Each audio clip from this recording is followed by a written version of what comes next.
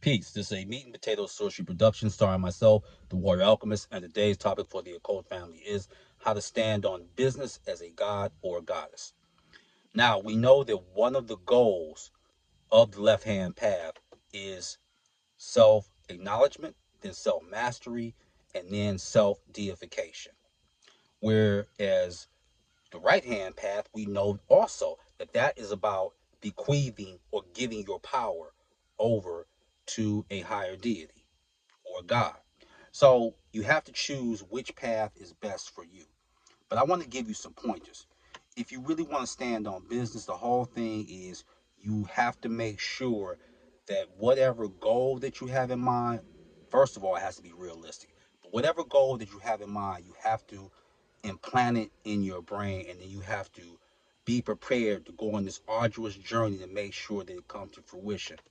Now, when standing on business as a god or a goddess, some of the things that people do is that they make unrealistic goals and then they shut down when they don't achieve those goals. The other thing is that when you practice magic or sorcery, this is not going to alleviate you totally from life's problems, but what it does do is that it will give you a heads up when something is coming your way so you can make the best decisions and take certain precautions. That's very important because a lot of people think that magic is supposed to be some panacea. No, it's not. Other thing is that you have to be able to ride a storm. Just like you're going to have a world moment in the Tarot or the Star, you're going to also have that Tower moment. You have to know that. And becoming a god or goddess, I cannot say this enough.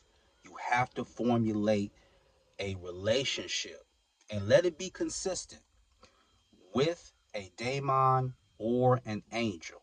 Just don't always come running when you need something, because the longer that you have a relationship with a god or a goddess, angel, demon, they're going to let you know exactly what you're going to become. And people say, well, what if a daemon tries to manipulate me? I'm so glad you asked. Then you cross reference with a god, or if you have a patron goddess. I can tell you this from personal experience. This is something I did, and this is something I implore you to do.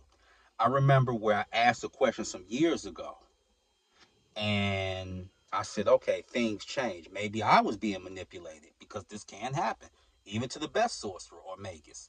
So I asked not too long ago, Aphrodite, I said, Aphrodite, why won't you work with me? And Aphrodite told me, I can't work with you because my sister, and her sister is Athena, that's your patron goddess. So she's like, no, no go. So if an answer was one way in the past and it hasn't changed in the future, that's how you know. Don't be afraid to ask certain questions. Maybe you did get it wrong. Maybe your gnosis, was wrong in the past. But if it's still the same, that lets you know. The other thing is that when you are learning certain things as a witch or a sorcerer, don't be scared to create your own sauce, your own flavor magically. Don't be scared of that. I highly encourage it, as a matter of fact. Take what is beneficial to you and discard the rest.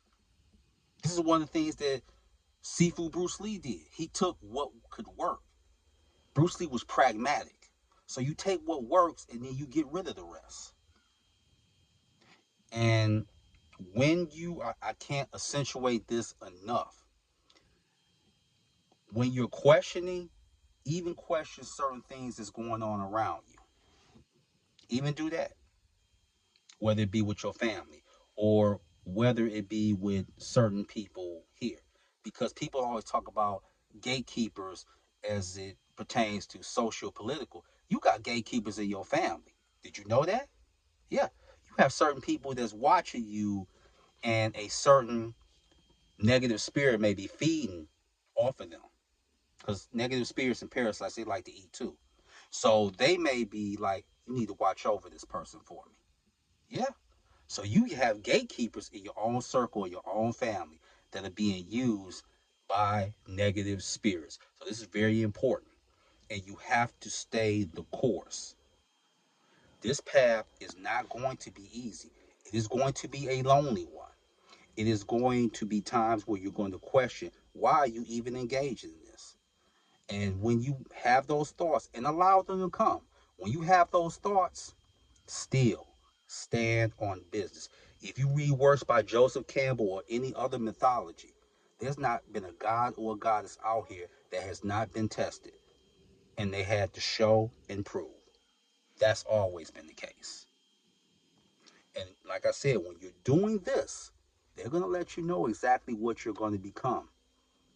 And let's address the elephant out the room. They'll even let you know if you're going to have to reincarnate again.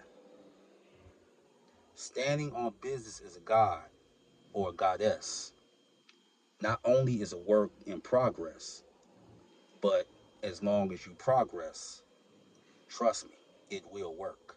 So, with that, that is your meat and potato sorcery for the day. I am the Water Alchemist.